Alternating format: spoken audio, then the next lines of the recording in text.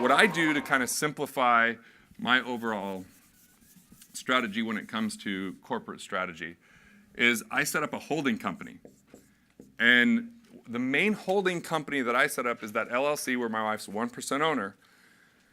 And what I like about this is I'm using this to create passive income and separate out company value. A lot of you have intellectual property that is trapped in your main company. If you separate that out, the first benefit you get is asset protection. The second benefit you get is right now, I'm representing Wealth Labs, which is my S corporation, because I'm here in person, actively working. It's not some product that, I'm doing that work. If anyone were to hire me or I were to make money from being here, I have to pay 15% of any income that comes in back to my intellectual property company. Now, my intellectual property company is also a production company, which means when I go buy clothes, I write those off because that becomes a uniform for the production company, right? I can now write that off. If I didn't have the production company, I couldn't write that off. So I've got this passive income that has a lower tax rate, but it's been proven, if you research intellectual property companies, there's a higher multiple on intellectual property companies than most other companies.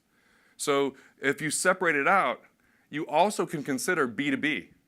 Because what if you separate out your intellectual property that's benefiting your business and you allow it to benefit other businesses? So I don't do that through corporations, by the way. I just do it through revenue agreements.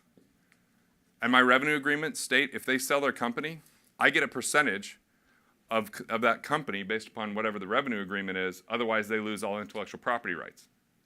So I've just created a bunch of exit strategies very simply, very inexpensively, without tying everything up in corporations.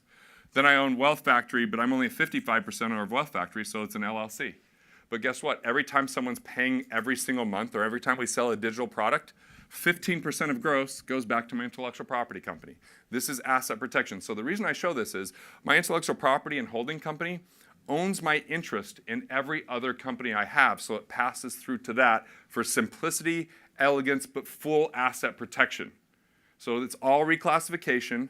It's all passive-based income versus active income, so I'm saving tax, protecting assets, and storing value.